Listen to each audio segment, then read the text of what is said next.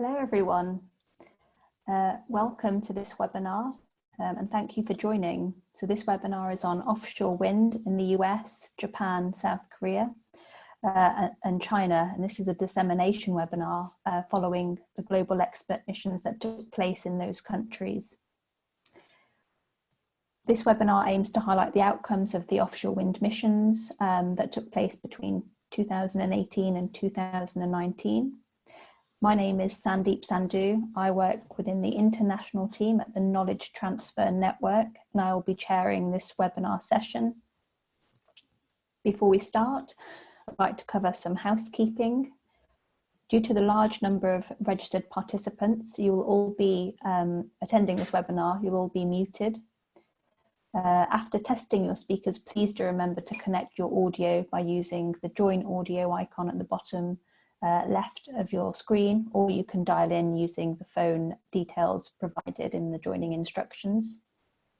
If you do have any technical problems, please do send us your queries through to the chat box and my colleague Poonam Phul will be able to assist you.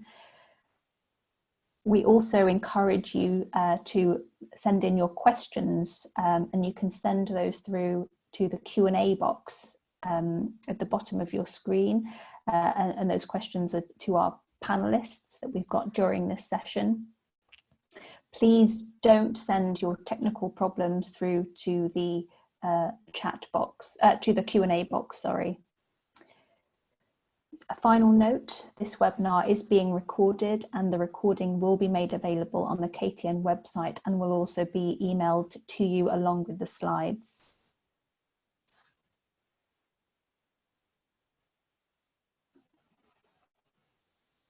So this webinar, as I said, is based on the Innovate UK missions, on the offshore wind missions to the US, Japan, South Korea and China.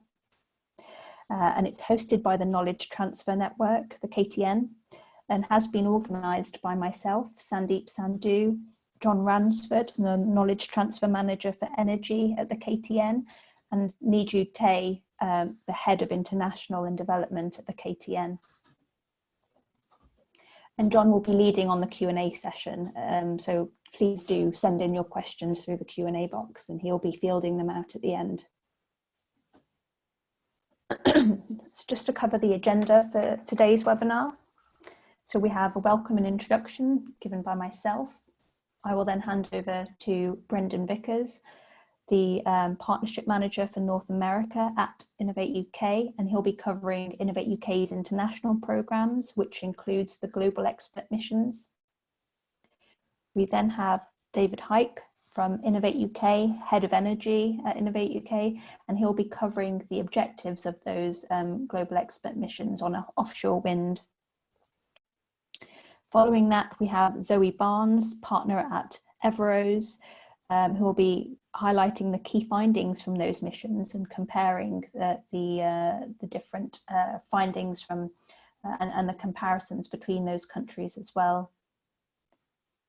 Then we have Roger Townsend, Innovation Lead on Renewables at Innovate UK, James Battensby, Head of Research Business Development at the Offshore Renewable Energy Catapult, and Niju Tay, Head of International Development at the KTN, all highlighting the current activities following those missions and some of the outcomes as well.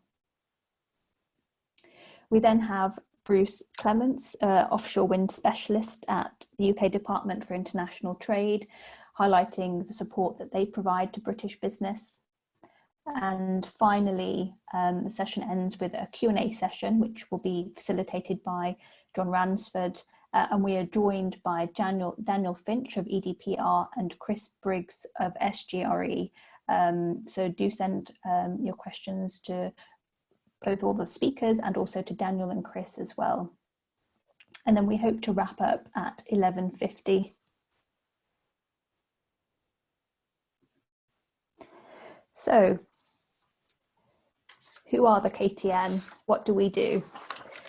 So we are the UK's innovation network. Our mission is to deliver economic growth, connect people, speed up innovation, solve problems, and find new markets for new ideas. We bring people together So businesses, entrepreneurs, academics, funding agencies, government departments as well, to develop new ideas, processes and services. We help businesses navigate the funding landscape, we help them find new partners, and we help them ultimately develop their ideas and facilitate innovation.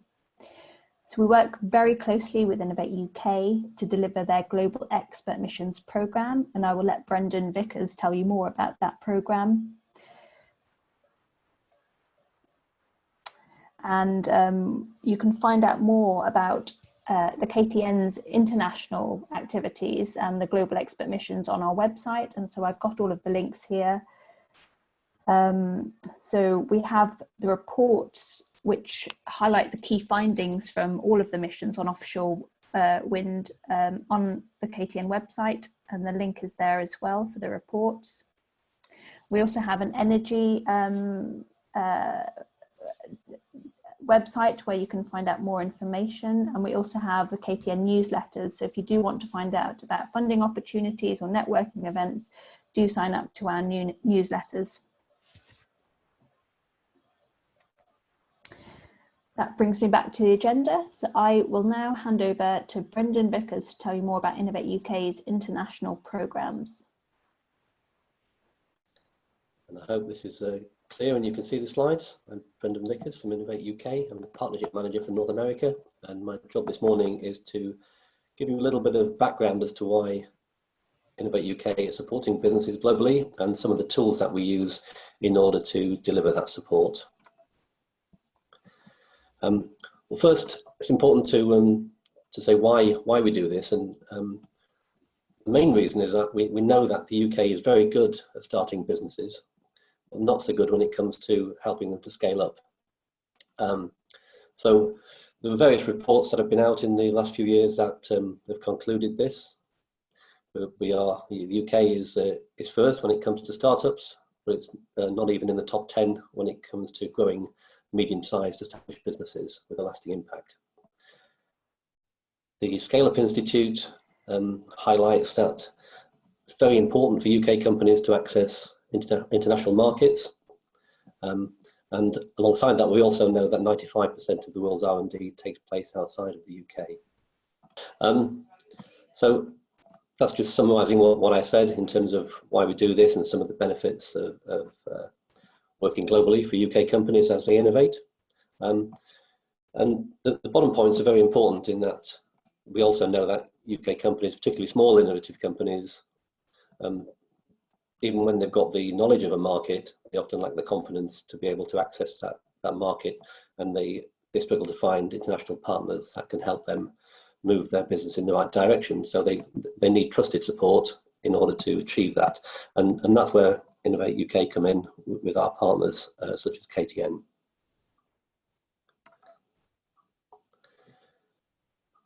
So we have a range of different support mechanisms that are available to help companies to do this.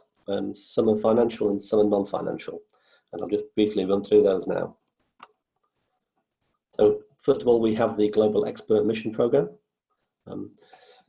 This is where we take groups of maybe 6 to 8 experts in a particular field to a particular market to identify opportunities for UK businesses in that area. As Sandeep said, this is led by the KTN, and these missions operate in 3 stages. So having identified the experts that can help, we plan and undertake a scoping visit to that market. And this is where we try to gather as many facts and information, as much information as possible about the subject, and start to benchmark the UK's capability against what we've found overseas. That's published as a report and disseminated, as Sandeep said, via the KTN website and through workshops such as this one. And in this particular sector, offshore wind, global expert missions have been to USA and China in 2018 and to Japan and South Korea in 2019. Often when we've carried out an expert mission and we've identified some genuine business opportunities, we run what we call a global business innovation program. This is delivered through our network partner, the Enterprise Europe Network, EEN, and this is where we take a group of maybe 15 innovative companies to that market to plug them into the opportunities that have been identified by the Global Expert Mission. The GBIP program, that's known, typically runs over the course of a year. 3 stages again, where we help the companies to prepare for that overseas visit by giving them briefing and market information, pitch training and such like. We take them overseas, usually for a week, and we introduce them to some of the stakeholders overseas that will help them access the opportunities that we've identified. Following the visit overseas, those companies get follow-on support from the EEN through their network of advisors and help the companies with their business plans and putting those plans into a global context. And on offshore wind, we took a GBIP to the States in 2018 as well.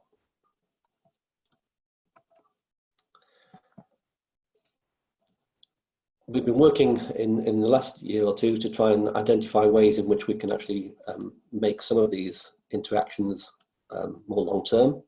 And we've also now piloted a global incubator program. This will be available to companies to go and spend a period of time, maybe up to 12 months or maybe longer, in an overseas market in a structured incubator setting. And we're piloting those programs in Canada, USA, Singapore and India. They're non-planned at the moment, specifically in offshore wind, but the US programs are highly likely to involve energy systems and other clean tech programs. And finally, we've been able to identify and support companies getting access to bilateral and multilateral funding for R&D and innovation programs. And these are in a number of countries and different types of support. So there are networks such as the Eureka network, which covers many countries, not just within Europe, and where bilateral and multilateral projects can be funded.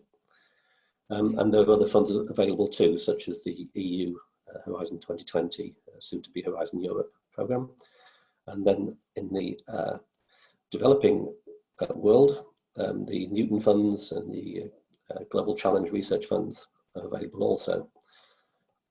UKRI, of which Innovate UK is part, of course, also have a fund for international collaboration. And I'm pleased that one of the first programs that was approved under that fund last year was for an offshore wind R&D program in partnership with the US. I'm not going to say anything more about this because Roger Townsend will be talking about this in more detail later. But effectively, we have about £1.5 million to spend on R&D programs, which would probably run for up to 2 years from the start of next year. So that's all I want to say at the moment. Thank you for listening, and happy to take questions later. Thank you. Thank you very much, Brendan. I'm now going to hand over to David, Head of Energy at Innovate UK, to talk a bit more about the objectives of the missions on offshore wind. Good morning, everybody. I'm glad to see so many of you here. They say that you should never start a presentation with an apology, but I feel on this occasion that I really ought to say sorry for the over-exuberant use of corporate colours on this slide. I only have the one slide to present, so don't worry, it won't get too sickening. So what I'm going to do is present the objectives of the missions, and while the missions to each of the individual countries did have slightly different objectives for them, dependent on the market we were going to and the country we were visiting, it is fair to say that they did share some broad themes across all of them, and that's what I'm going to present, the sort of themes across all of the different countries. So the first of those is, get this to work, there we go. The first of those is about learning about the market. So really we're going over to these countries to do a lot of learning and a lot of listening. We're not really there to sell anything, and we just want to gather as much information as we possibly can. So we want to learn about the market, the drivers behind the market in that country, the capabilities that that country already has and the needs that they have. So in all of these cases for US, China, Japan and Korea, we identified those markets because they're predicted to grow quite rapidly in offshore wind deployment. And the UK has skills and expertise, and we just wanted to find out where we could leverage that within those countries. So the trip's really about finding out whether the assertions about those markets and the opportunity for those in those markets for the UK organisations is real, and if it is real, how is it manifesting itself? The second objective is to understand the technology needs in that. So in learning about the country and the market needs, we want to understand where they see their technological challenges in developing offshore wind. And therefore, where do they need to innovate? So that can help us align the UK offer with and find target common areas of interest. Third objective is to explore effective innovation collaboration models.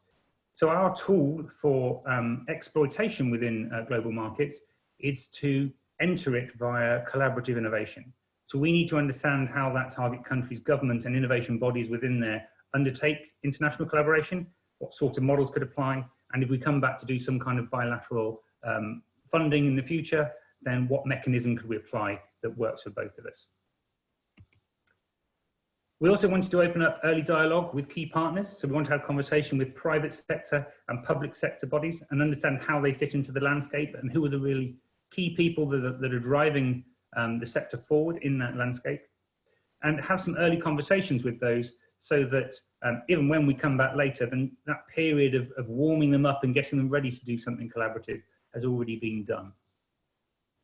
And finally, we wanted to understand about innovation policy. What levers are they using to drive offshore wind in their country? And are there any potentially regulatory barriers that for offshore wind or for innovation or for international collaboration that are there? And we might need to understand that at a national level or a regional or local level or both, depending on the country. And underlying all of this is trying to understand and layer this back onto how it fits with the UK expertise, the technology offering we have, and the collaboration models and policies as well. So hopefully that sets the scene for what we were trying to achieve when visiting each of these countries. I'm now going to hand over to Zoe, who's going to give you a quick rundown of what we found in each of those 4 countries. And just a reminder that if you do have any questions on this or anything through it, then please do pop them into the Q&A box. Thank you. Well, ladies and gentlemen, thank you very much for taking the time to join the seminar today, especially in these challenging times. So I've been asked by KTN to talk through some of the findings of the missions. Just a little background on where I fit in. So I'm a technical and commercial consultant for a company called Everose. But more importantly for this, I was the technical writer for all 3 of the offshore wind missions. So it was my role to compile the findings and produce the reports that were referred to earlier. So I'm going to talk about 3 things. One is the missions and the markets overview. One is the R&D landscapes, and the third one is the opportunities for collaboration. So we start with missions and markets. As discussed, there were 3 missions, one to the US in 2018, early 2018, one to China in late 2018, and one to Japan and Korea in 2019. It should be noted that the Japan and Korea one was specifically on floating offshore wind. So the findings on that relate very much to the offshore wind sector rather than the sector as a whole. I also just want to emphasize, this is not an up-to-date market report. This is the findings of the mission, and these markets are changing very fast, but a lot of the rules and a lot of the findings still apply. And more importantly, these are the findings on which the ongoing programs were built on. There'll be a lot of information in my slides. I don't intend to go through it all in detail, but the slides will be circulated afterwards. So if you want to pull the details out, you'll have access to those. And if you'd like another level of detail underneath that, just say that all the reports are available. So we say 3 missions. I put this slide up not to go through in detail, but to give an idea of the breadth of the stakeholders that were engaged during the missions, from the offshore wind developers and the asset owners through to the public market enablers, such as the energy departments and state energy departments in the different markets. We talked a lot to the R&D organisations, both public sector and private sector at national and state level, and also we had a lot of engagement with the supply chain, the major suppliers in the regions, both OEMs and Asia, particularly with the large manufacturing corporations.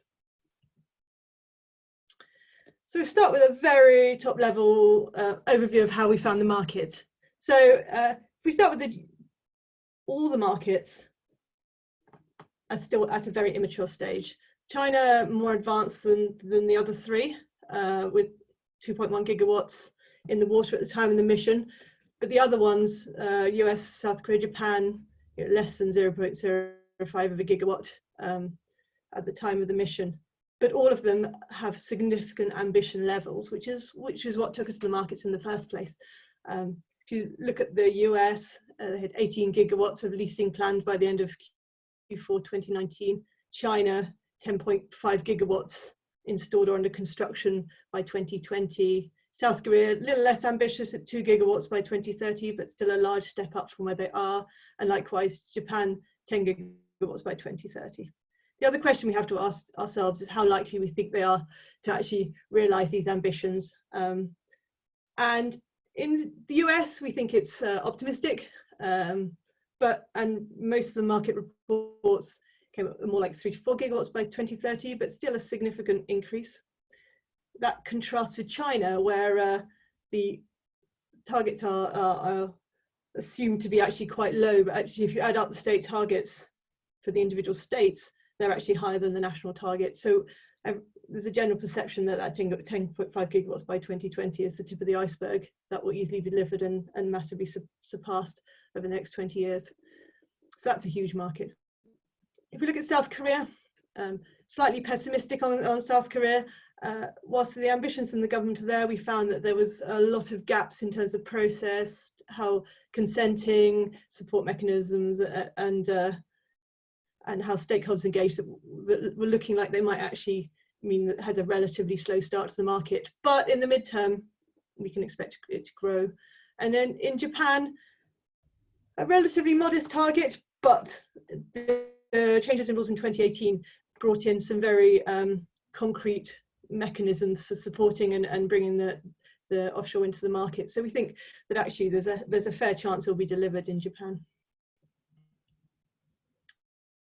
One of the things we were looking at on the mission is market drivers.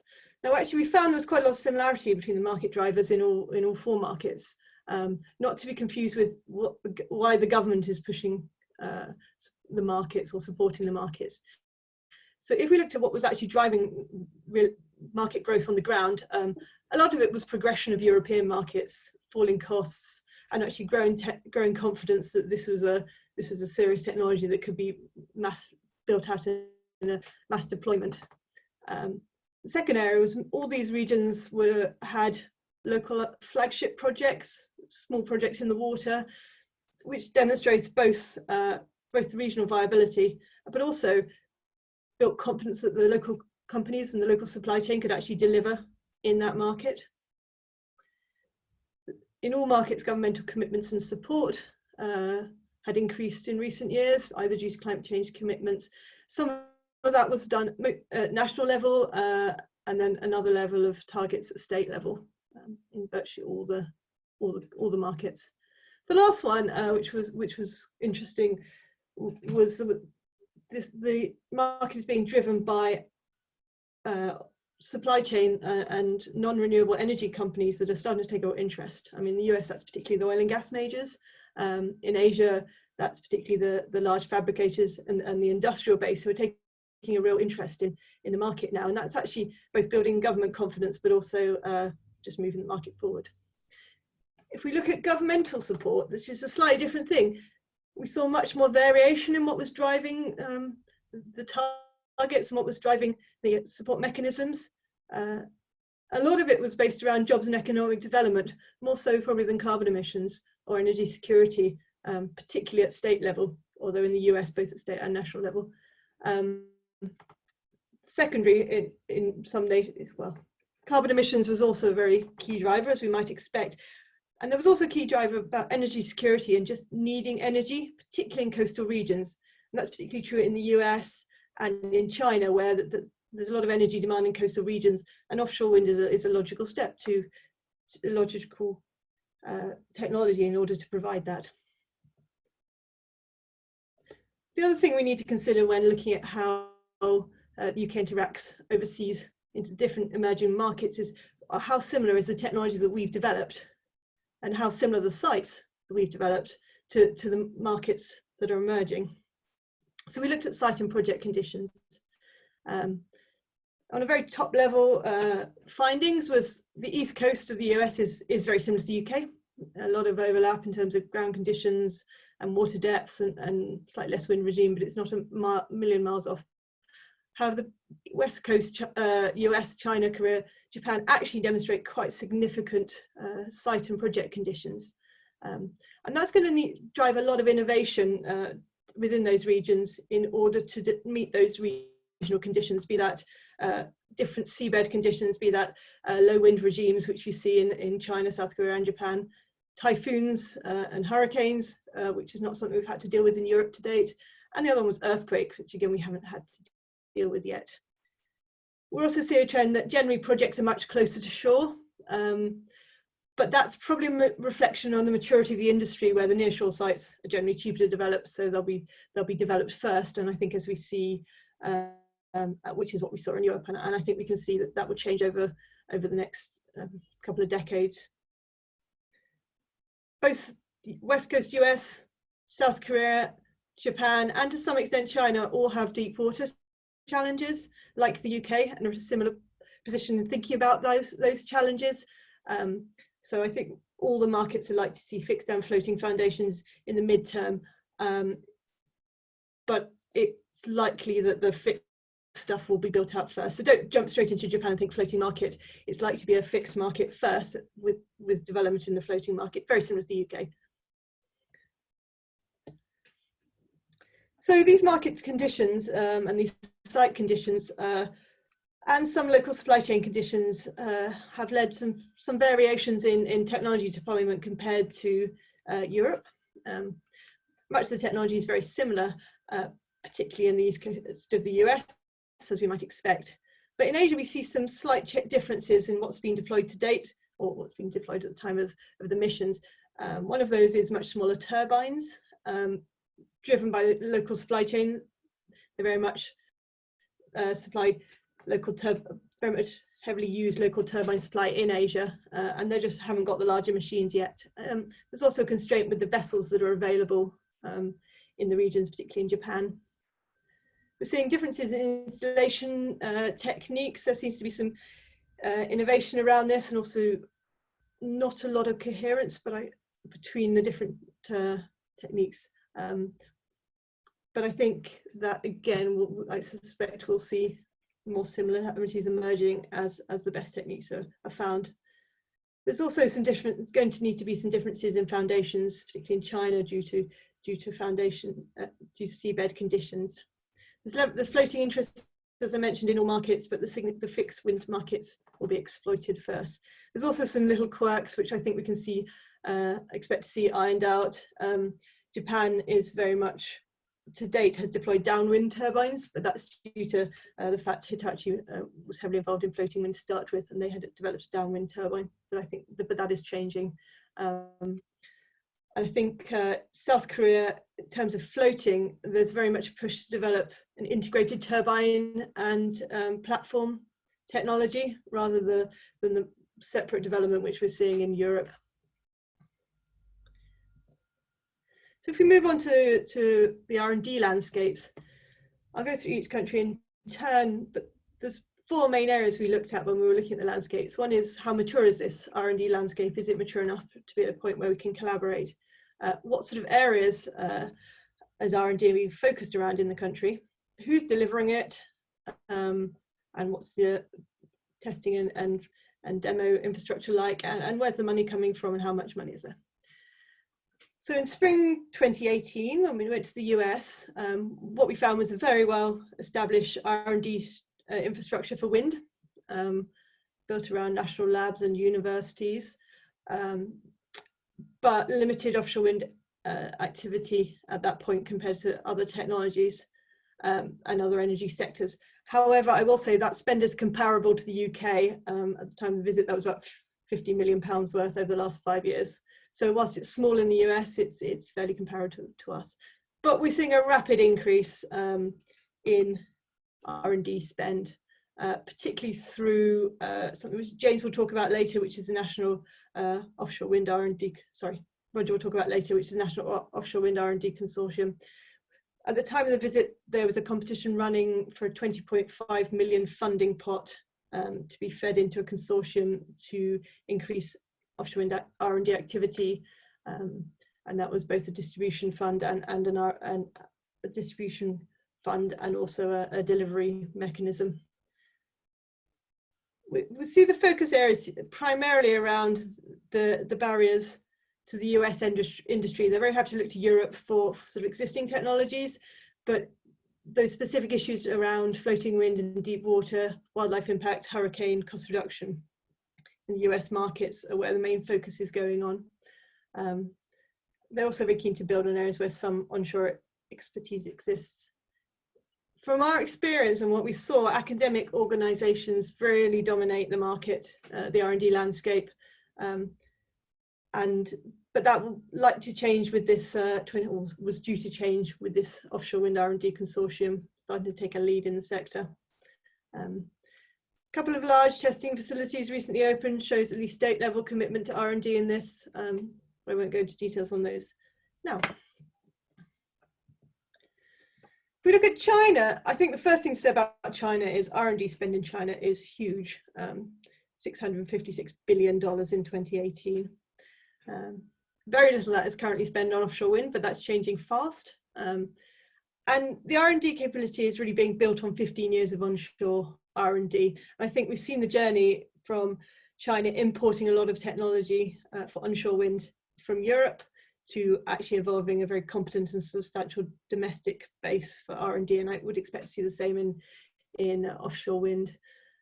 The focus areas are really on getting turbines in the water. There seems to be an attitude of we'll stick it in the water and we'll learn by doing it. And I think, and they're prepared to make some mistakes on the way and learn through that process.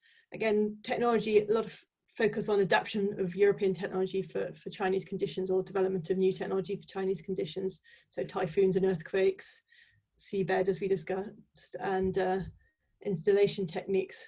Very little interest in operation and O&M at the moment, but that's to be expected at this point in the market. There's also a lot of focus on turbine development, given their strong domestic position on that. Most of the R&D in offshore wind sits in industry. There's a little bit going on through universities and through state corporate research institutes, particularly in state grids organisations, but the majority is sitting within the developers and the OEMs, as are all the testing facilities, all the significant testing facilities. James will talk about what our catapult has been doing out there, but I think that's a significant step forward in the delivery mechanisms. And in terms of funding, best thing for me to say is it's complex. Most of the money for R&D comes from industry. There's a bit from the public sector, both at national level, city and governmental level. And also worth noting that several UK-China joint funding programs have been set up and successfully in the past and could be adapted to cover offshore wind. So we look at Korea, specifically on floating. At the time of the visit, there was no commercial scale floating offshore wind. There was one single demonstrator that was under development, due to be deployed this year. And there was a pilot plants planned for 2023. And then very soon after that, first commercial sites. Almost all the floating R&D in Korea is being led by the city of Ulsan, and it's very much considered itself a hub for this activity. And they've got a very strong roadmap to delivery of commercial scale floating offshore wind, mostly delivered through academic industry consortia and heavily funded by the city. And the focus is very much on building the industrial base for supply. They've got a large shipping industry out there which is declining, and are very much looking to other industries to support those companies. As you might expect, floating platforms R&D focus on floating platforms and turbine design and say integration of the two. There's no specific floating offshore wind funding available at the moment, and most of the R&D spend has come from industry historically, but Olsen City is throwing a lot of money at this to make sure that this sector develops in their region. And if we go to Japan, Japan always is seen as a flagship for floating offshore wind. Actually, our experience was slightly different. Obviously, they've got one very significant demonstrator, which is the Fukushima project, but that seemed to be the peak of activities for Japan in floating wind between 2011 and 2015. And that project was very much demonstrated for economic development reasons post the Fukushima disaster. And actually that project has, I think stakeholders in Japan wouldn't agree with me, but wouldn't disagree with me if I said that actually it's done quite a lot of damage to the floating wind reputation in the region. It was very, very expensive. When we asked anybody what the project cost, everyone just looked at the table and refused to answer us. And actually it's been very technically flawed to the point where some of the infrastructures need taking out. So this has quite damaged the reputation of floating wind in Japan.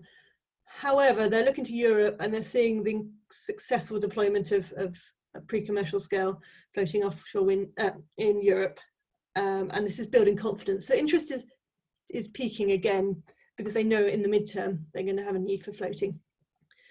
What little R&D activity there is going on at floating is on platforms, particularly semi-subs and spar buoys. Big interest in marine mammals and fishing, particularly fishing, very strong body in Japan. Cost reduction and just demonstration proves that the technology can be successfully deployed. The Fukushima project was primarily funded by industry with a bit of public funding in there from a governmental level. However, there isn't a lot of funding still going in.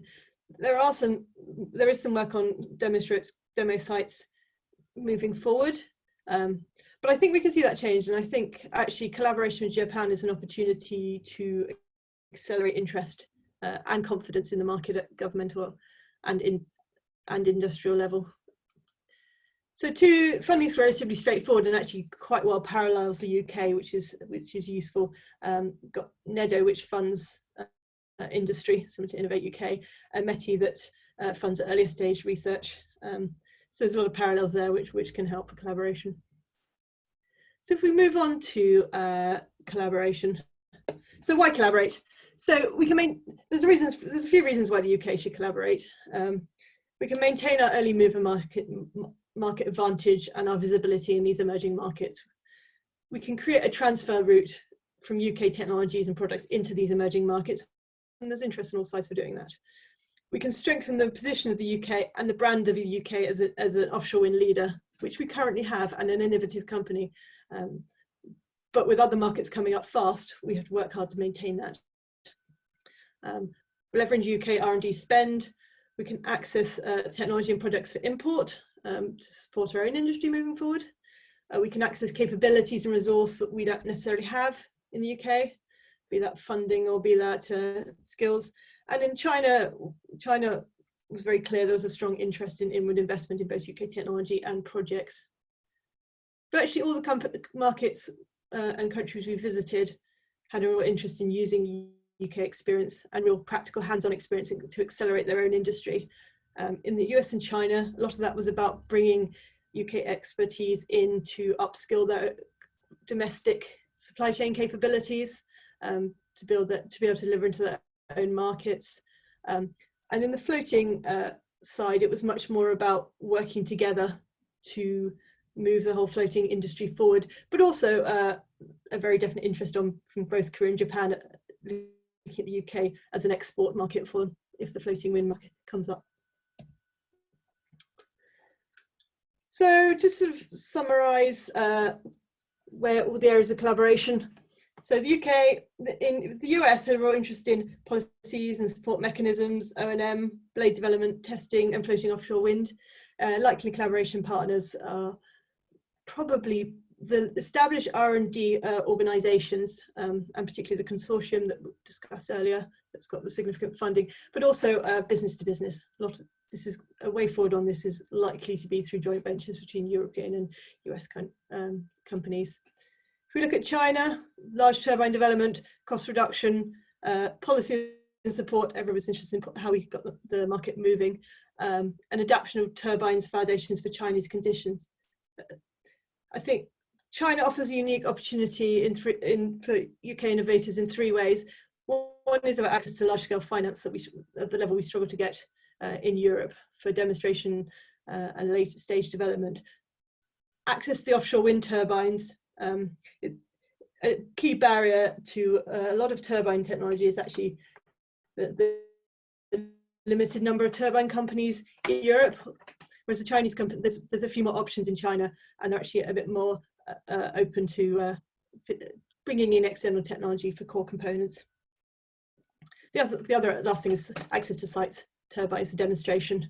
There's still a high acceptance of technology risk out there, which can make life easier in some cases.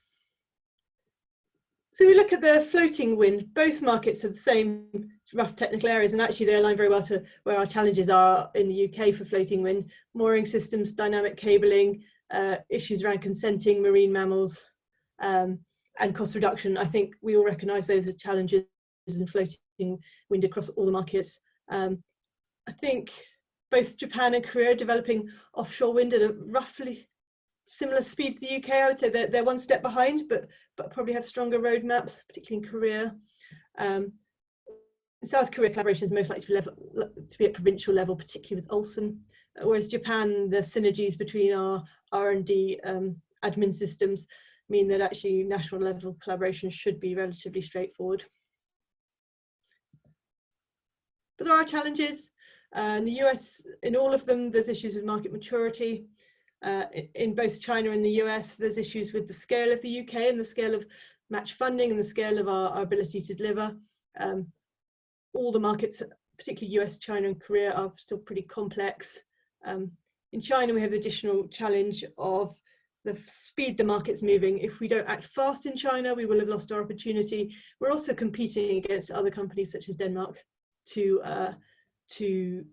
Denmark, Netherlands, Germany, who are also pushing their companies very hard in the region. South Korea is still just so immature, and there's not a lot of confidence in the sector at the moment. And Japan, we've just got to convince Japan that there is real opportunities in floating offshore wind. There's still a lot of skepticism. So my last slide, just summing up sort of where the opportunities are. I think the US, we concluded that it's a growing market. It's got a lot of similarities to the UK. Technically, there's a really established R&D sector, so it's relatively easy to access. However, there is a strong focus on US supply chain development and domestic growth, and to some extent solving problems domestically, which may produce a challenge. In China, we've got a very rapidly growing market, a huge market potentially, most likely. And there's a high level of interest in learning for Europe, but the scale of the market is challenging, and actually just accessing the right people and the right markets is a significant challenge, and also getting long-term value out of any collaboration is always a challenge in China. In South Korea, it's still very immature. We concluded it was not a priority for R&D collaboration at this point because of the lack of immaturity in the market.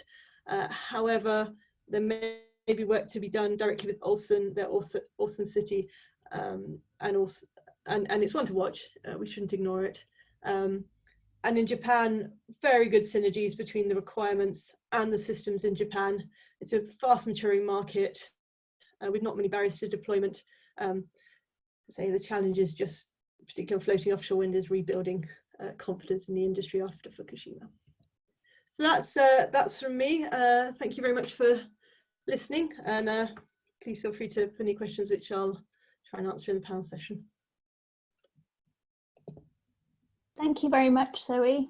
That was really interesting, really insightful. I'm now going to hand over to Roger Townsend, James Battensby, and Niju. But before I do, I want to just request that if you've got any questions, please do send them through to us, and we'll answer them during the Q&A session. We'd love to hear your questions and thoughts on these missions. So over to you, Roger. Thank you, and good morning, everybody. It's great to be here in this virtual world talking about some real world opportunities. I'm leading this next section, so we've heard a lot from Brendan, from David and from Zoe about scene setting, both from an Innovate UK strategic perspective, but also those market opportunities in those 4 countries we mentioned. I'd like to move on to this next section, which is talking about some of the current activities and outcomes that we've been following up with, both in the US, in China and in Japan. It's not everything that we're doing in those countries, but it's just to give you a flavour of some tangible outcomes. Firstly, a quick intro. So I'm Roger Townsend. I'm responsible for developing innovation projects in the renewables sector. I'm part of the energy team, David's energy team. So as innovation lead, I'm looking to identify opportunities to create primarily collaborative R&D projects that help accelerate UK innovation and create those opportunities, and in the context of today, specifically those international opportunities. Now, as you might imagine, with funds, we always have to think about priorities. So most of my day job is focused on offshore wind. And I'd like to talk a little bit about what we've been doing to develop our UK-US offshore wind R&D competition. And as Zoe mentioned, there's a desire to collaborate in the US based on their large growth programs and the relative immaturity of that market, albeit they have a strong desire to accelerate that as quick as possible. So huge, great opportunity, a huge, great pipeline, but with some specific technical challenges to overcome. And they're very much looking through R&D collaboration to help them boost and grow their local supply chain, but also collaborate appropriately and license technologies. And this competition really links into one of those 4 themes that Brendan, my colleague, mentioned earlier. And so we identified through our Fund for International Collaboration, or FIC, an opportunity to partner with, originally with NYSERDA, the New York State Energy Research and Development Authority, who won through a competitive process that the US Department of Energy ran quite some time ago, the ability or the contract to manage the $20 million which the US DOE put forward specifically for offshore wind R&D. So that offshore wind R&D fund was matched primarily through the New York State, actually, and some other states, but primarily through New York State, and was being delivered and managed through NYSERDA. And recently, what has happened is that those funds, a total of $40 million for R&D, is now being managed by RDC, the US National Offshore Wind Research and Development Consortium.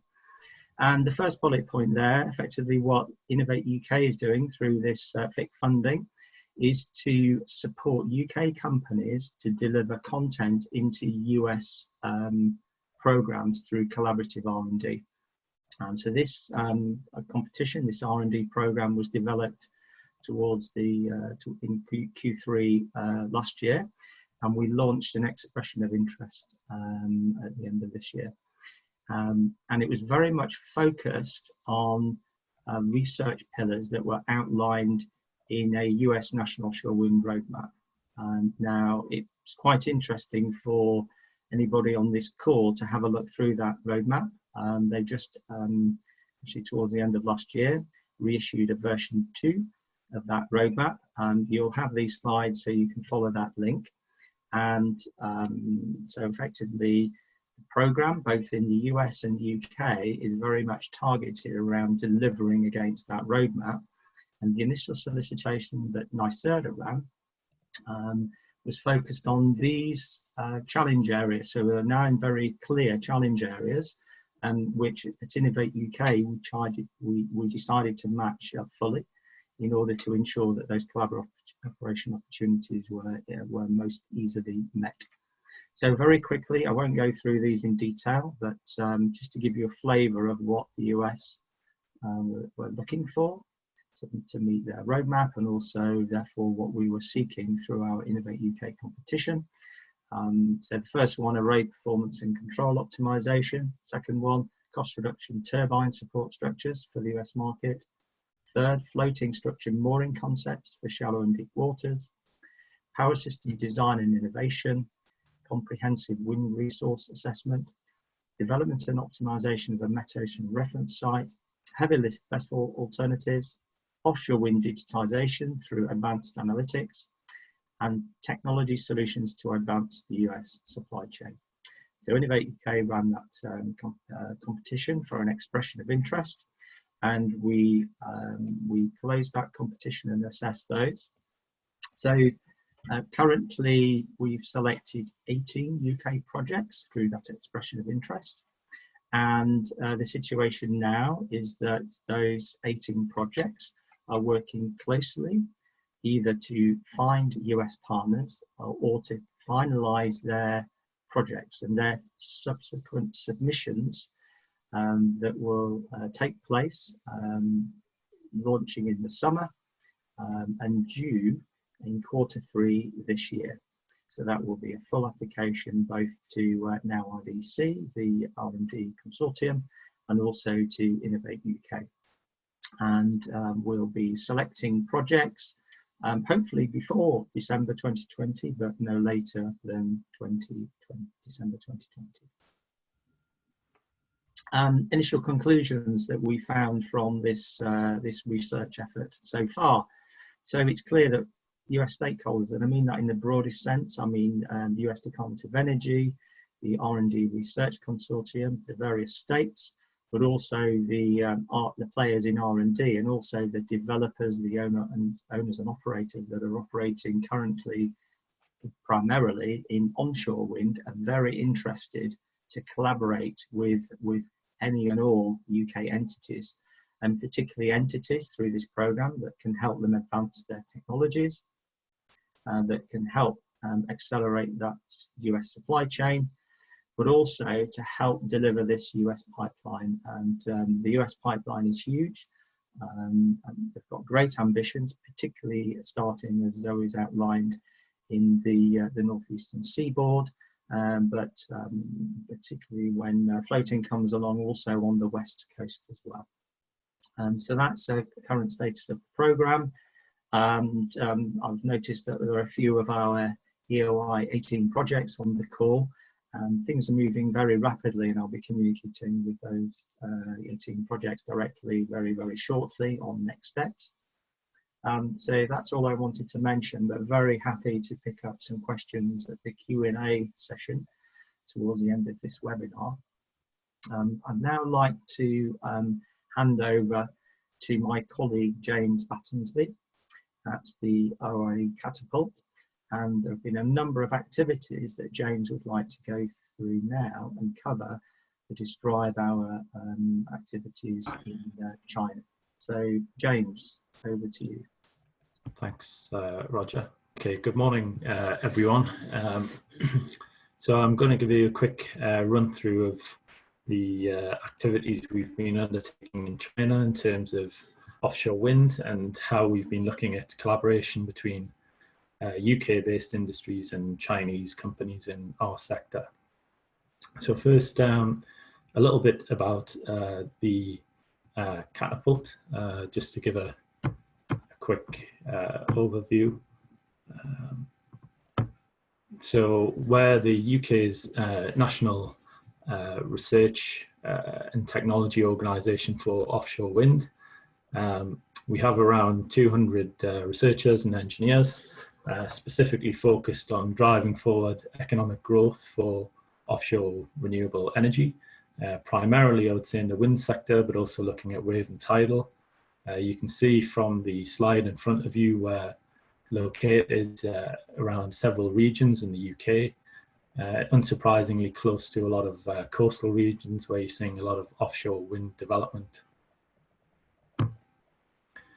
In terms of the international market, both Zoe and Roger have covered quite a lot of detail earlier on the webinar, but just to give you an overview of our take on the international offshore wind market and why we're particularly interested in it.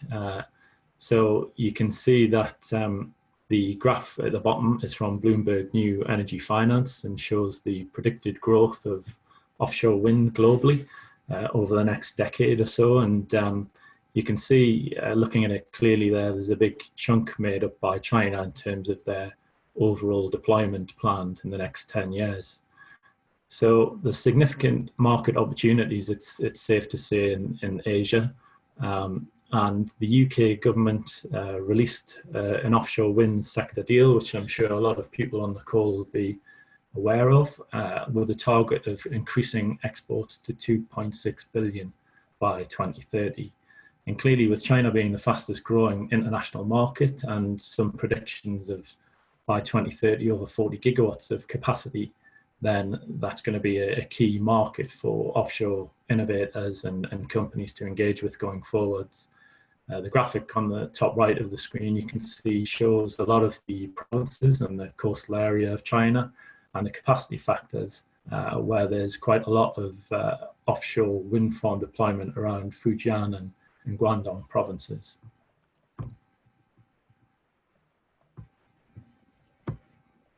In terms of the technical development challenges, there's been a lot of discussion about this earlier by Zoe, but clearly our perspective is we're seeing a lot of larger turbines being manufactured in China, and some of them, it's safe to say, have certain reliability issues. So they're very keen on improving turbine optimization at a larger multi-megawatt scale.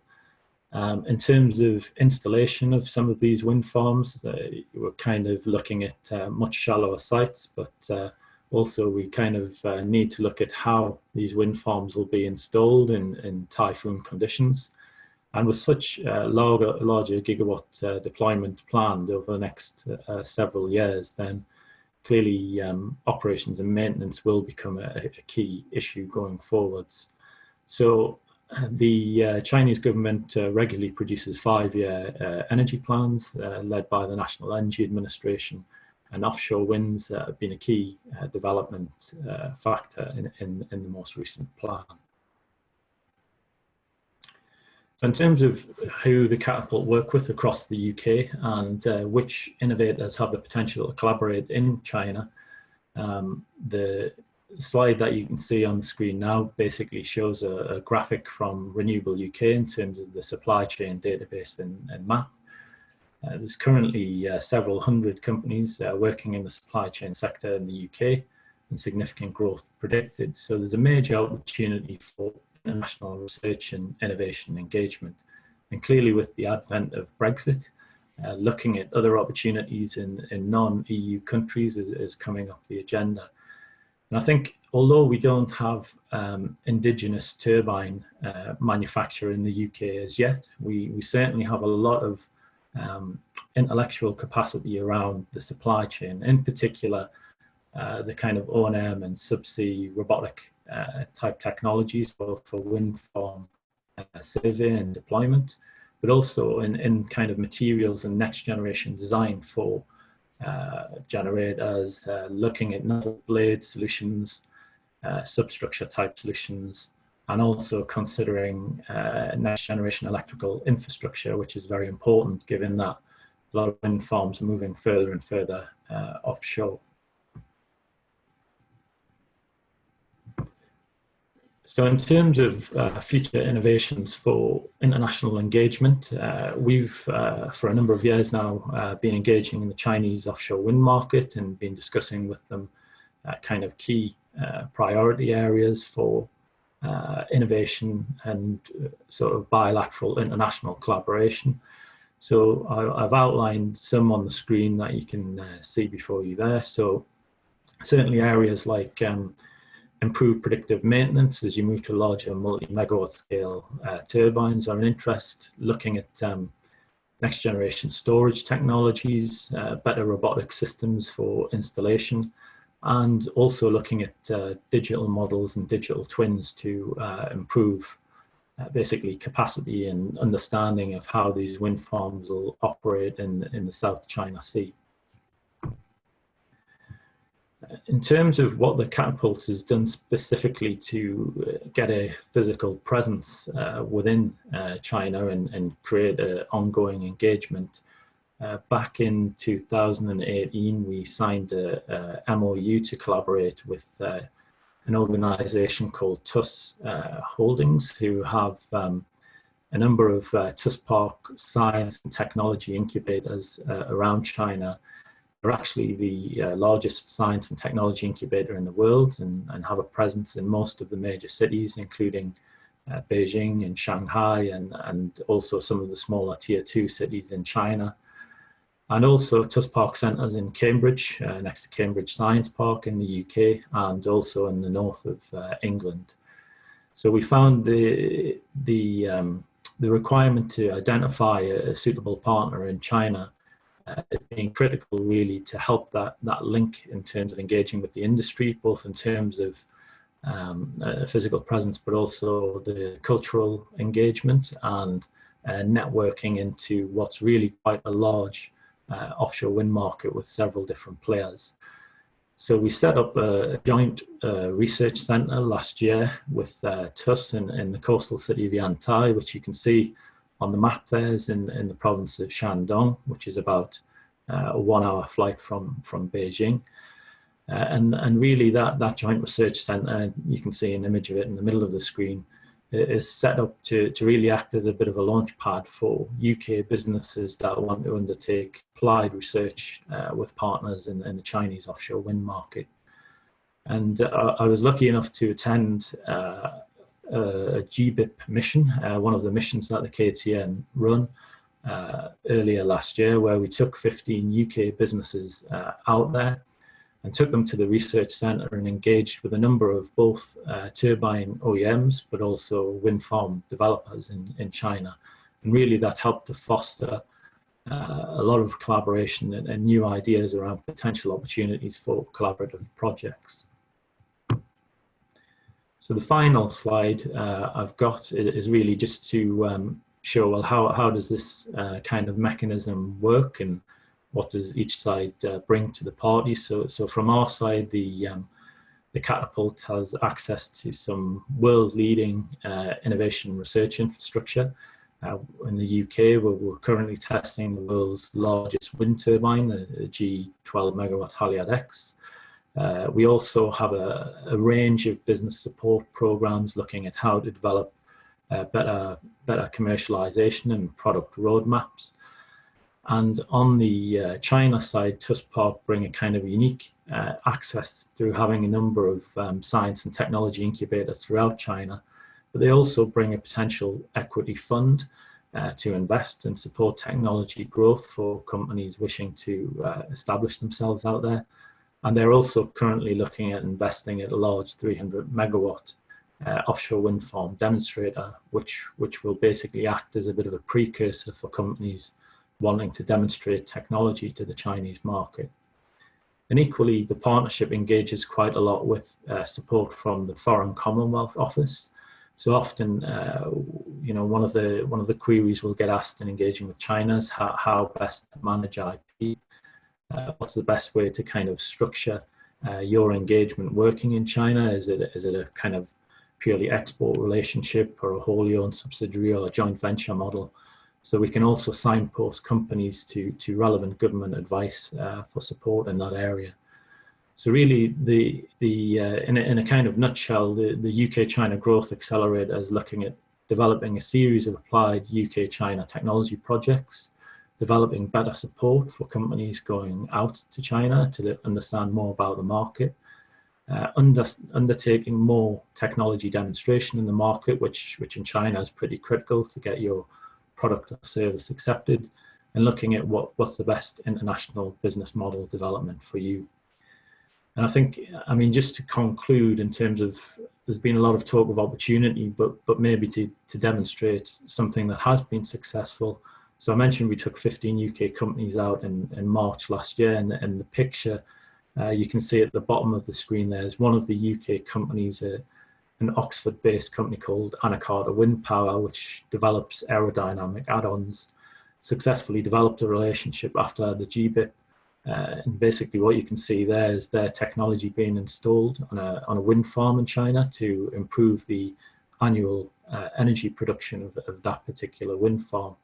So I think it's a good case of UK design and know-how and technology being exported globally, really through a concise applied research project.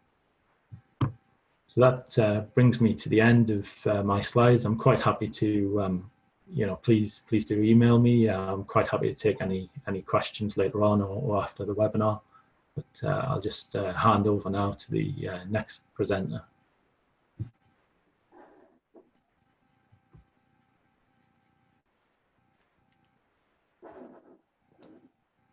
Thank you very much, James. So I'll hand over to Niju.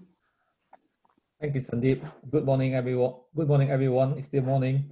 I just wanted to quickly talk about the opportunities or the outcome from the floating offshore wind the expert mission to Japan and South Korea.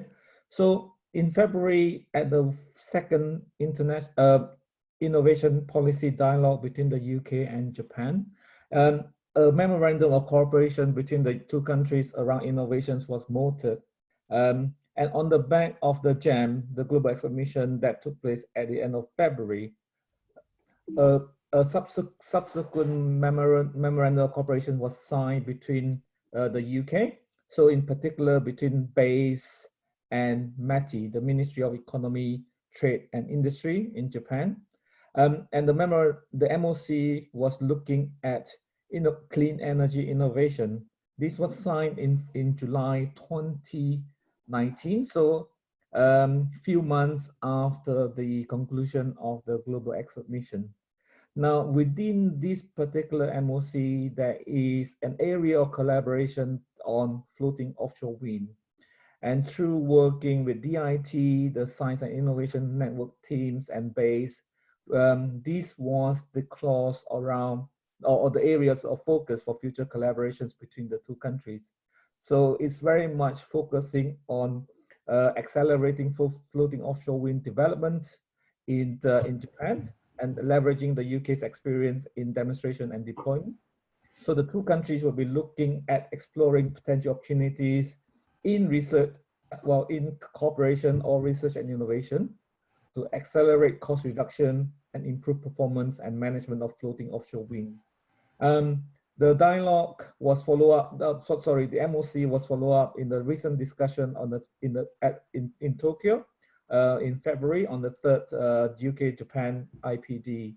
So this is an ongoing activities, very exciting that on the back of some of these recent dialogues, this is a live conversation between the two countries on potentially future areas of collaboration for floating offshore wind. And I think Zoe summarized really well on some of the key areas of some of the potential areas of focus as well.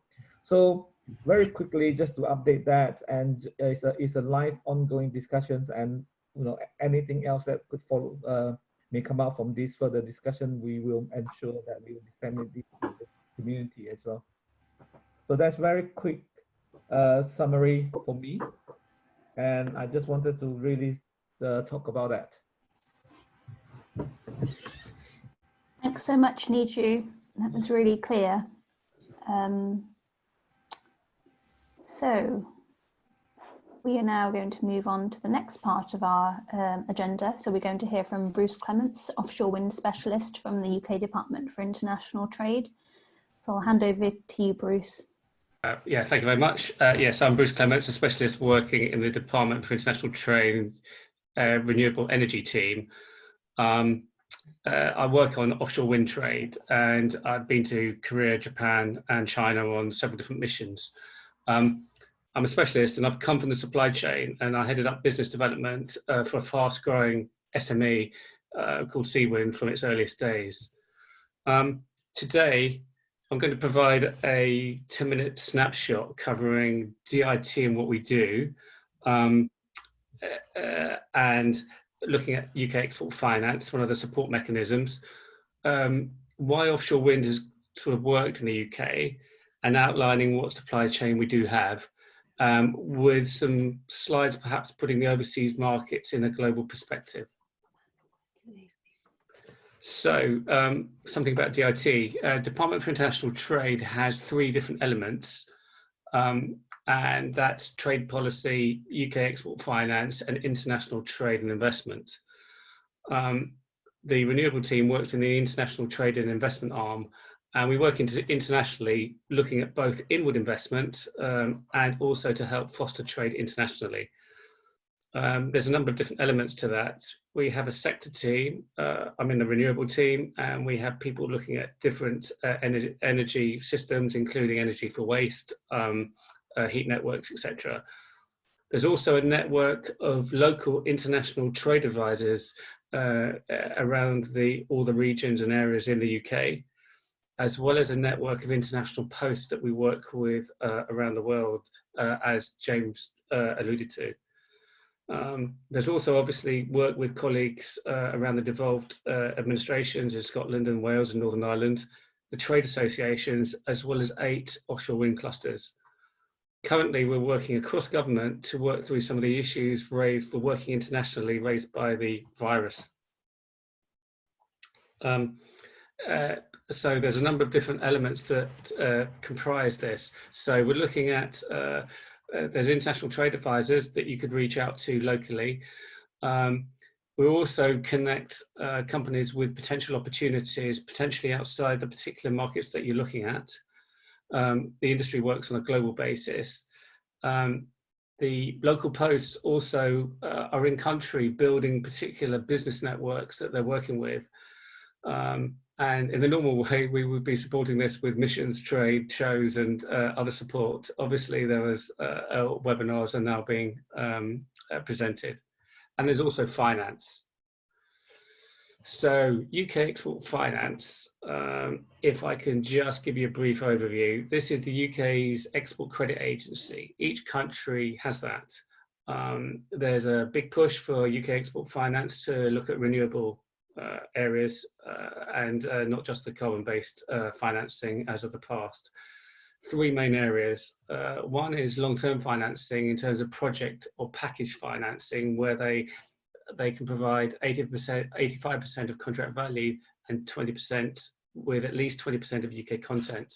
There's a number of projects already going through in Taiwan on this basis.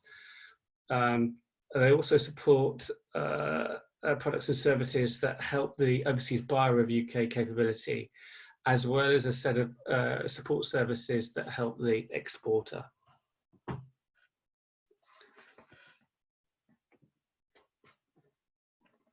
So why has offshore wind been a success in the UK? Very, very briefly, we've got fantastic resources. The marine space around the UK as an island, large shallow seabed, ports, and people with a clear capability in this area. The government has also had a very clear vision. There's been public support, and we've got some stable and clear policies that have offered financial certainty to the particular industry.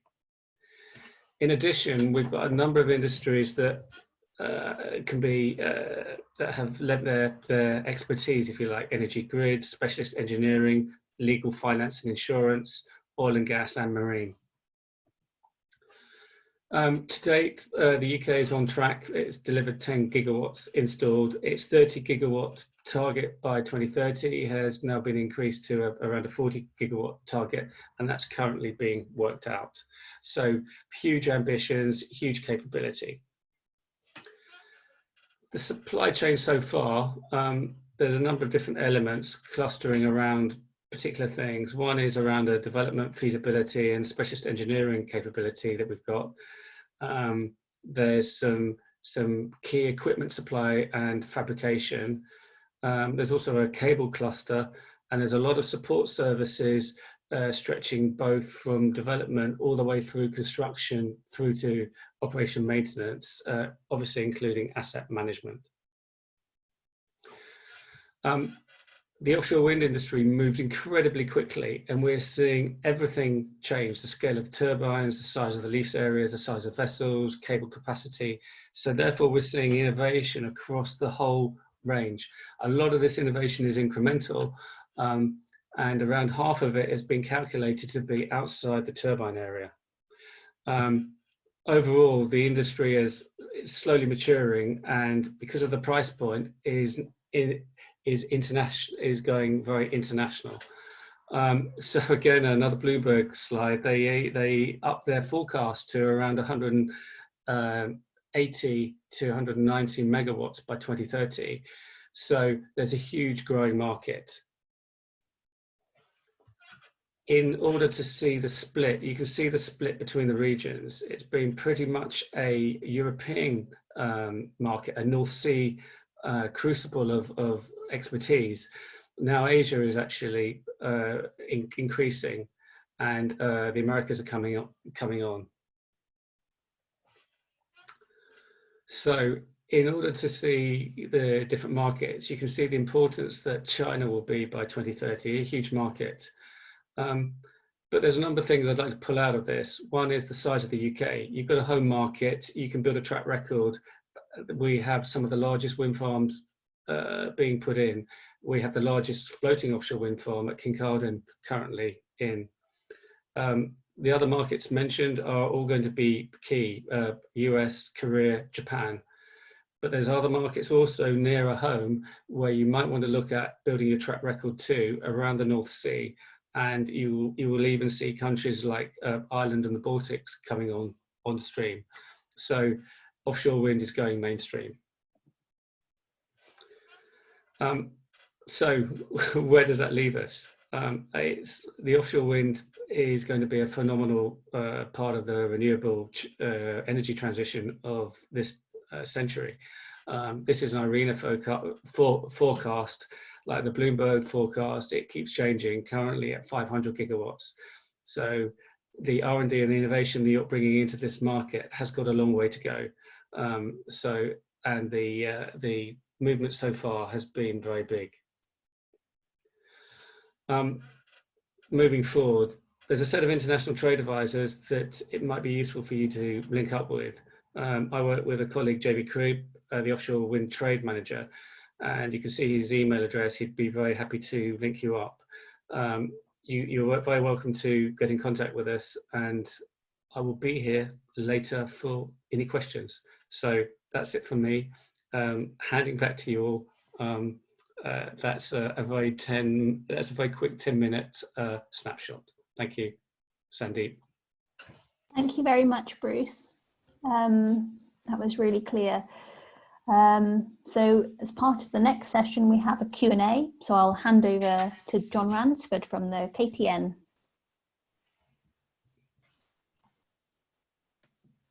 Good morning, everybody.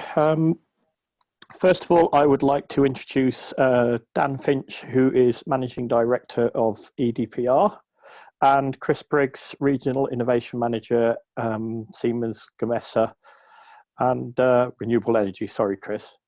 And these people will be part of the panel to answer questions.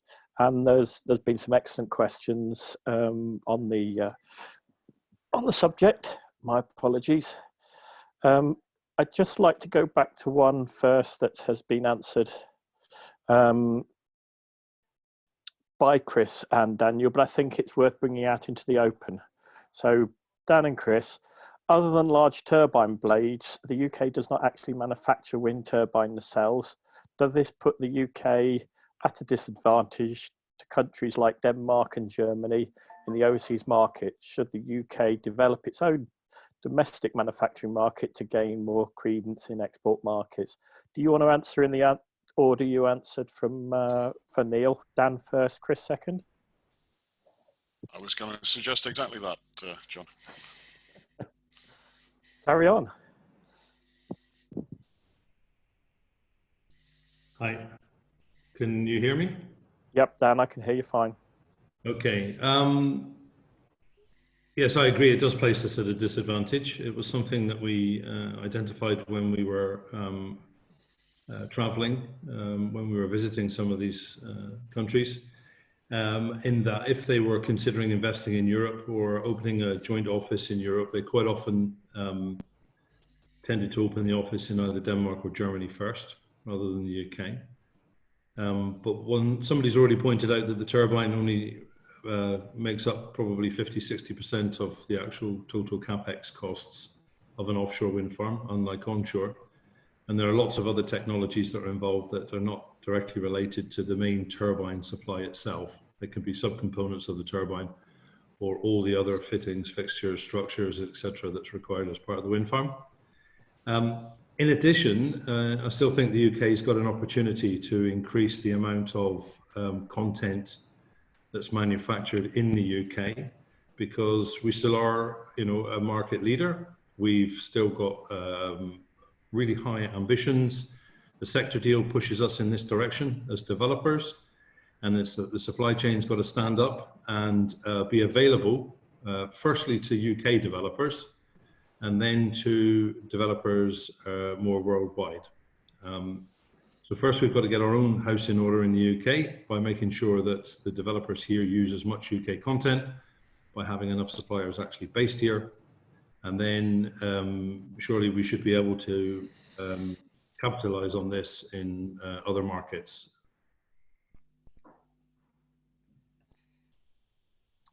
Thank you, Dan. Chris? Yeah, as I said in my written answer, yeah, it's true.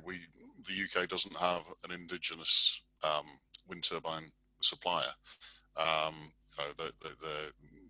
They're all multinational companies, including ourselves, who supply the turbines, and it's probably unrealistic from where we are today to see that changing, to say, we need to develop an indigenous supply.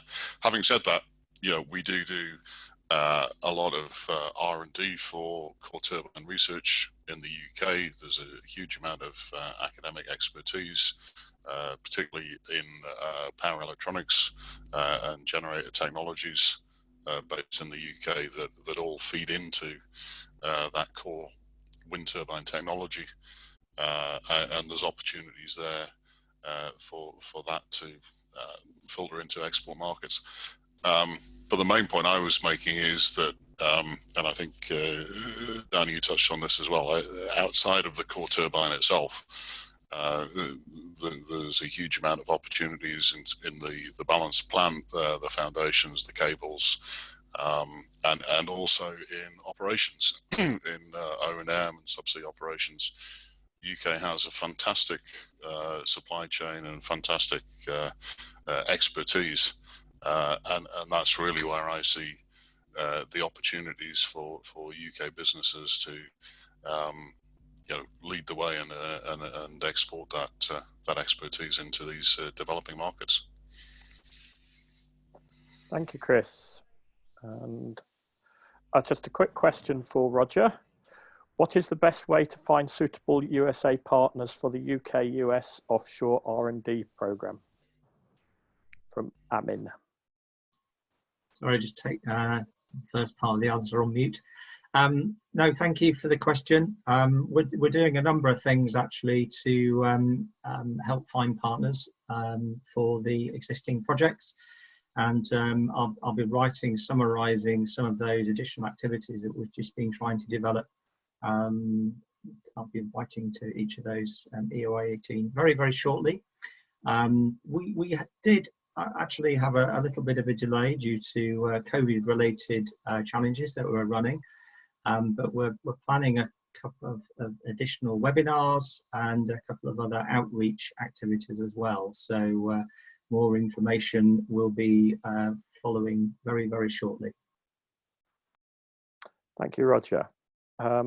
I have a question for Zoe from Michael Hook.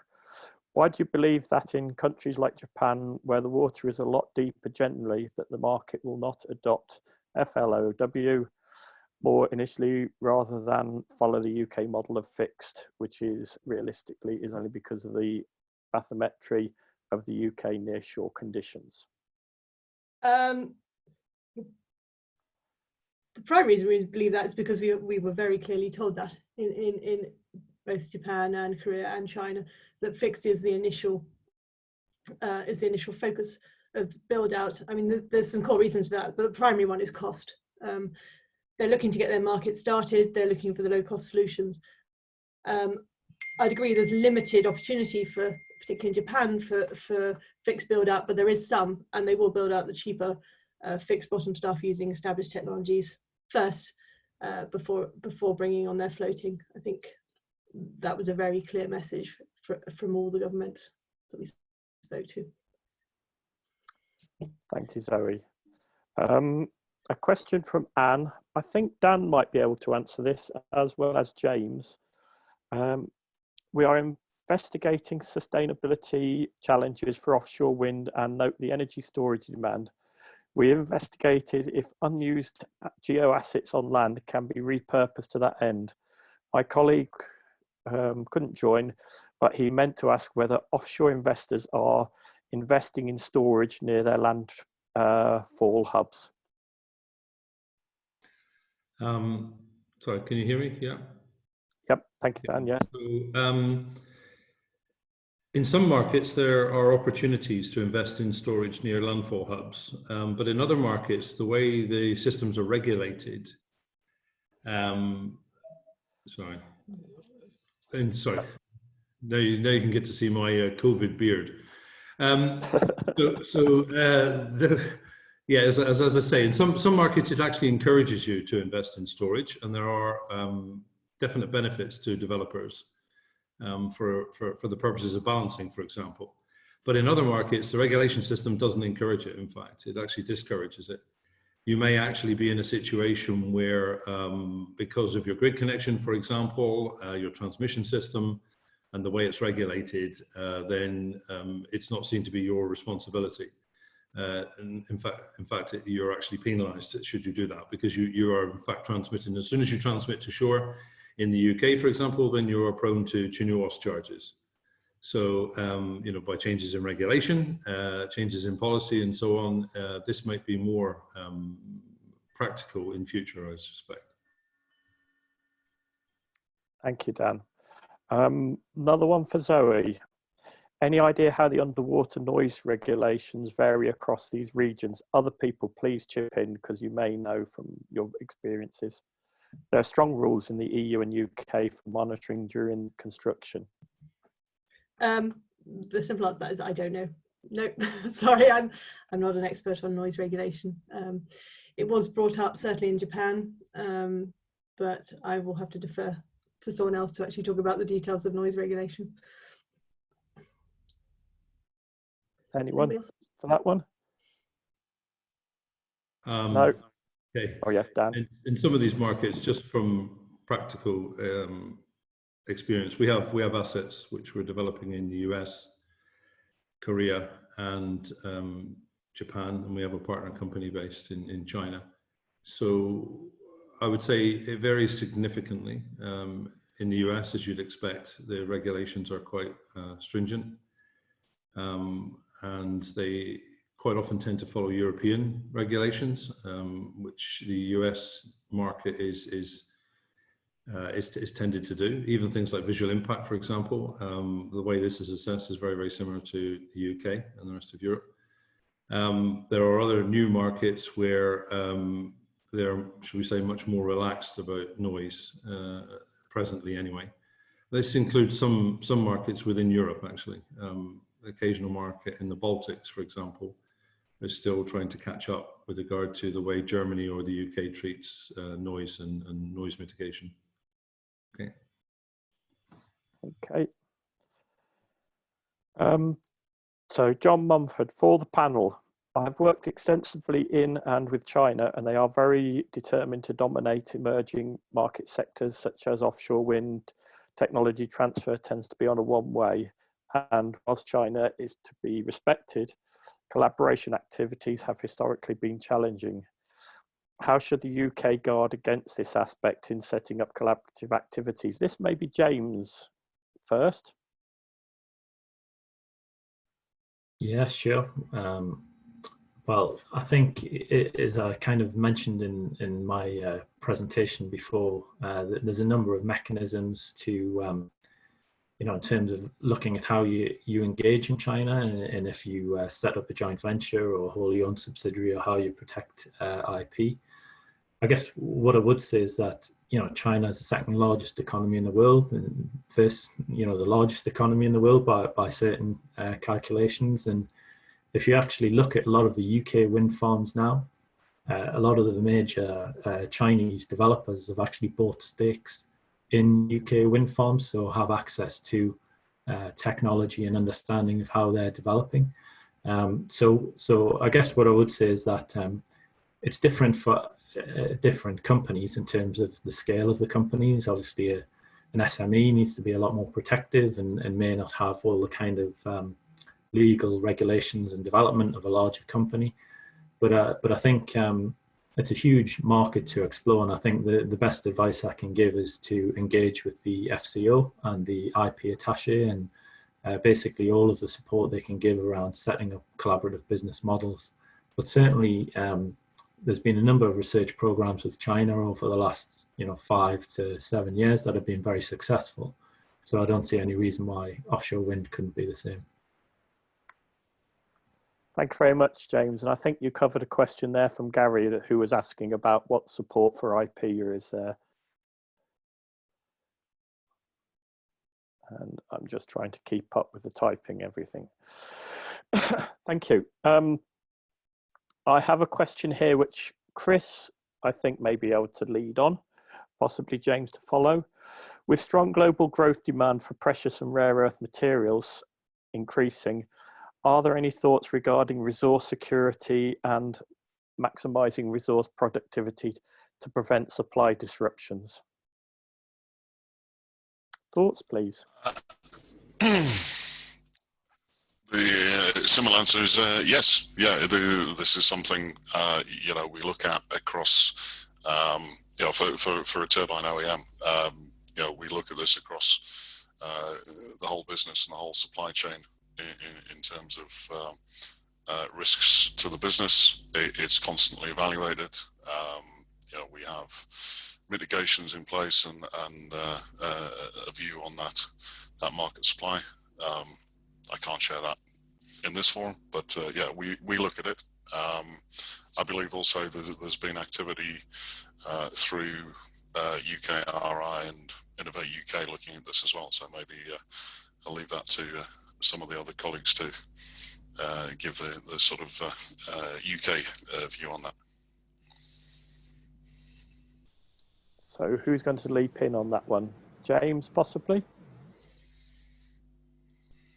Yeah, sure. So yeah, I think supply of materials such as rare earth metals are pretty critical to a lot of wind turbine foundation subcomponent design, as are various other materials. So I think, yeah, it has to be monitored, but then again, I guess there's an opportunity for innovation there, looking at, and certainly some of the research projects we've been doing with prototype generator manufacturers are looking at, can you design a novel generator that doesn't require rare earth magnets to the same performance levels, and I guess more broadly across other materials and supply chain requirements, it's kind of modeling what you need as you further develop your next generation prototype, really. So I think I see it as a kind of a challenge and an opportunity, if I'm honest. So yeah, I think you can look at it through both ends of the telescope.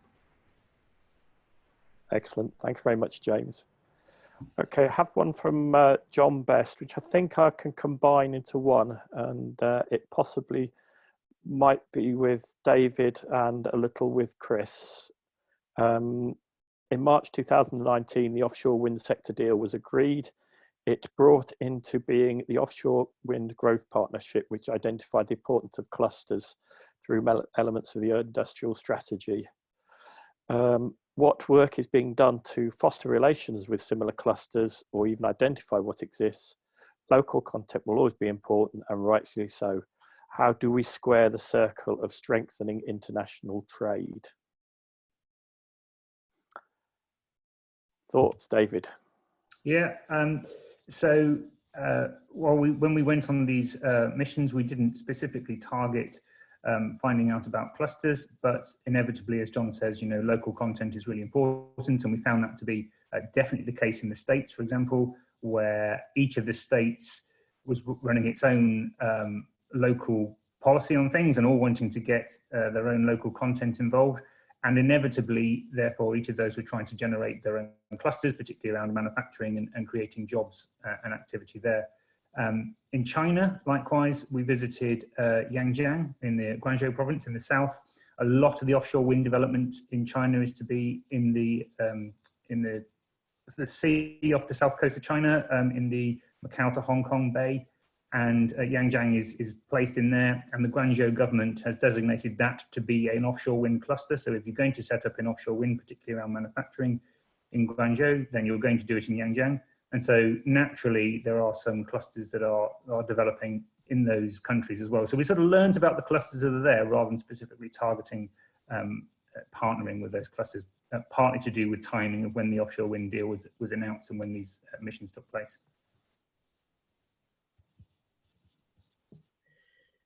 May I just add something on that? Just to clarify, OWGP and the clusters are separate organisations, although of course they need to work very closely together.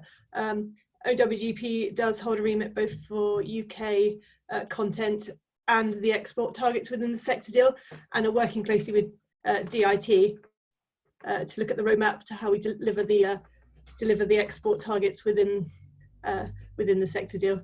I think Bruce might have something to say about that. Do you have to say, Bruce? Yeah, I'm happy to. Can everyone hear me? Can you hear me?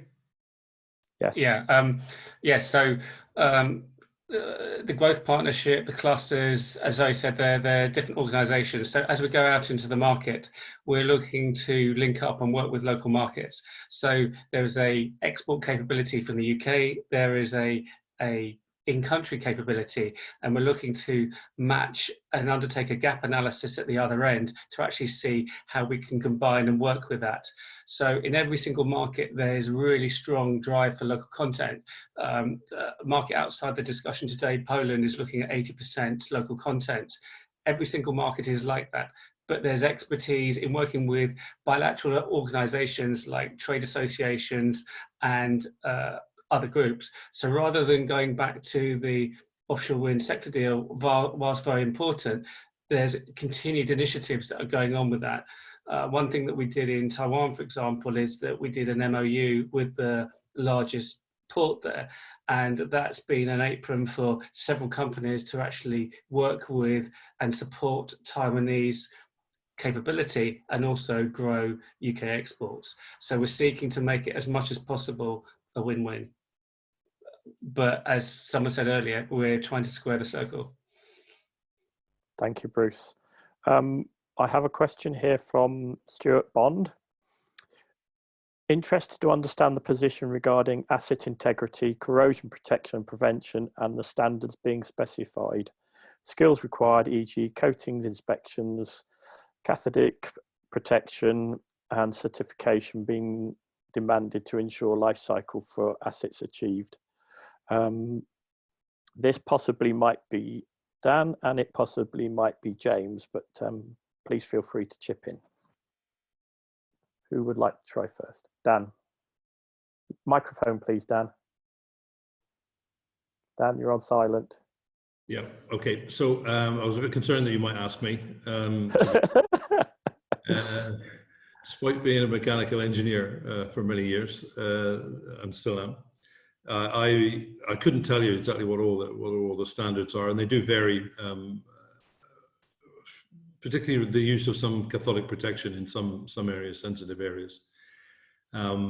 What I can say is that the expected life expectancy for a lot of the projects is increasing. Originally most of us planned for 20-25 years. Most of us are now looking at 30 plus. And in the UK in particular, we are actually being pushed now for some of the assets to last considerably longer, particularly the transmission assets. So we're being driven to make them available for repowering in future. So actual integrity of the systems and the design of the systems is becoming tougher, if anything. That also is countered by the fact that we're pushing design and design limits in order to reduce costs. So corrosion and corrosion protection is crucial, as you would expect. And it's one of the key lessons that's been learned from the very early wind farms that didn't necessarily meet the requirements that they will have to today. I know that really doesn't help you very much, but that's where we are presently in the moment in design. Thank you, Dan. Anything to add, James? Yeah, I think if the question's sort of quite generic in terms of what are the international standards for corrosion protection, I think certainly you have IEC type standards, but also DNVGL do a lot in terms of foundation substructure type guidance and advice. But I think what you'll find is Dan saying it varies from country to country, and clearly the level of standards you might have in the US compared to Europe, compared to China, will be different again, really. And probably something else to take into consideration is the kind of rate of corrosion as well in certain climates, certainly in the Asian market. If you think about impact on the splash zone and those sorts of areas, and typhoon conditions, they may have slightly different rates and therefore need different standards. So I don't think there's a catch-all for everyone, but you should look at it on a market-by-market basis, I would say. Thank you, sir. Could I add something, John, just on that? Yes. Because I used to provide services offshore for this very purpose. What I'd look at it is I'd actually look at it by a developer or an operator. So you've seen a massive change in corrosion protection over the last 5 or 6 years, as was mentioned. Rather than look at the standards, the industry is looking for what can protect the life cycle of the asset. So if there was a particular approach that could actually then reduce the life cycle cost, then that might be approached. Companies keep looking at the splash zone as subsea in particular, and virtually every early wind farm in the UK has actually gone through a change out of its cathodic protection, and people have been looking at different systems. So it's a work in progress, as was mentioned earlier, in terms of the developments, but I would look at what the principal developers are looking at, and companies like Atkins, Mott, Arup and so forth are specifying as part of their designs. Thank you very much, sir. I have 2 questions here on energy storage. I think this may come towards Dan a bit, and I think it may also be the ORE and possibly David. So where does the UK stand for next generation storage systems, and how is the market in the US and Japan? How is the UK incentivizing offshore wind to build storage to balance the wind fluctuations? And how can we use this to support other countries? I'll start with the last part of the question, if you like, because it's the most relevant to me, I think, as a developer, is, how is the UK incentivizing developers regarding storage? I would say the developers themselves are actually looking at storage, as I mentioned earlier, from the perspective of trying to reduce their costs, their balancing costs, for example, their availability, the use of their grid infrastructure, for example, try and increase their capacity factor. There are various discussions taking place with regard to wind to gas conversion, be it hydrogen or whatever. But I go back to the point I made earlier, is that actually having storage onshore, for example, is quite difficult under the regulatory system within the UK. at the moment in particular. We sell our transmission assets at the end of a project, which is a regulated asset sold to a third party. And so therefore, any storage facility that we might have onshore is not in the ownership of the developer. I personally hope that that changes in the future, and developers are encouraged to make the absolute maximum use of the transmission system, and the regulatory regime enables us to manage the whole system better than we do at the moment.